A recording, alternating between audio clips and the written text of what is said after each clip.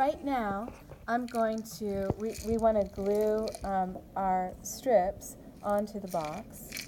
And so the first thing we need to do is we're going to start with this guy. He's all trimmed out and it's perfectly cut on all sides.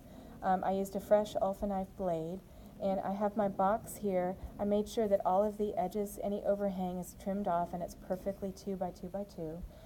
The next thing I'm going to do is I'm going to take my Elmer's glue, and you could take PVA instead.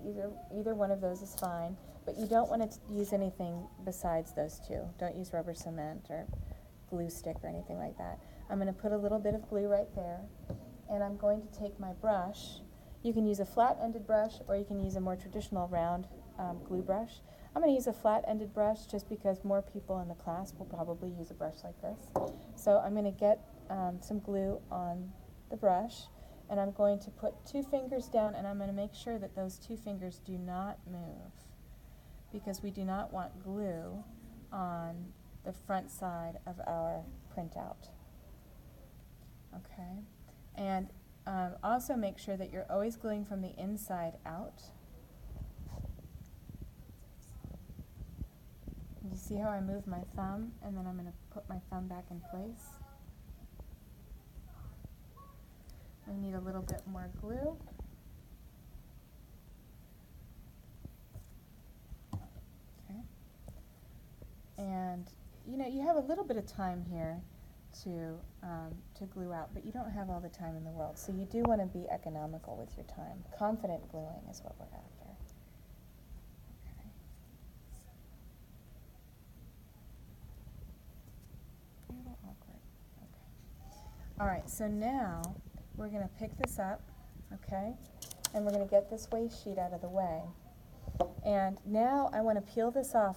I'm going to make sure that these 2 fingers that have glue on them do not transfer glue onto my print. Then what I'm going to do is I'm going to start with the head. And here's the thing, you're going to have a little bit of an overhang, about 1 millimeter overhang, if you cut your box to the proper dimension. And so I'm going to overhang by just a smidge, and this is what a smidge is. Do you see that?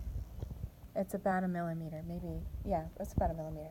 Then I'm going to bring this all the way over. I'm going to make sure that this is nice and tight as it goes around the edge.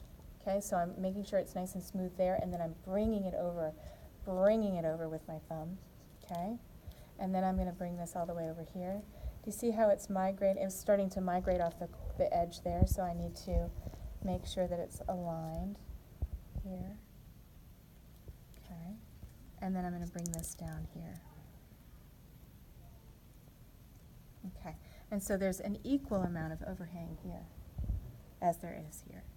Okay, then what I'm going to do is I'm going to take a waste sheet. This is a waste sheet that does not have any glue on it, and I'm going to bone it down with my bone folder. I'm using the flat-ended side of the bone folder. If you guys don't have a bone folder, I'll leave one here, and you can borrow it. You always want to use a waste sheet between the bone folder and your print, because otherwise this is going to irritate the fibers of the paper, and it's going to pick up some of that printing. Okay? So I'm going to do one edge completely, and then I'm going to go to the next side and do that side.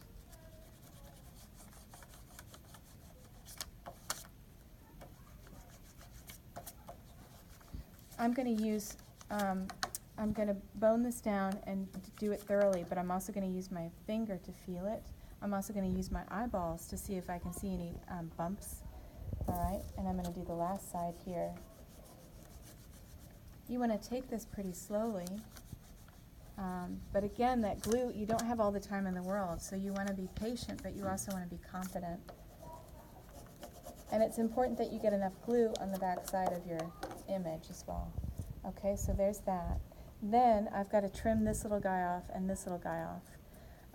It's best if you wait until it dries, but I'm going to do it anyway because I want it to be on the same video. So I'm going to, again, I wouldn't do it wet, but do it dry. And I'm going to lean the box over like this. Do you see how I'm leaning it? Do you see how it's about, what, 10%? I'm leaning it at 10%. And then I'm using that edge to give myself a place to cut this off. And do you see how smooth that is? That's what we're after. We'll do the same thing here. Again, tilt it up by about 10%, 10–15%. And you want to wait until it's dry before you do this, because it could tear in a funky way.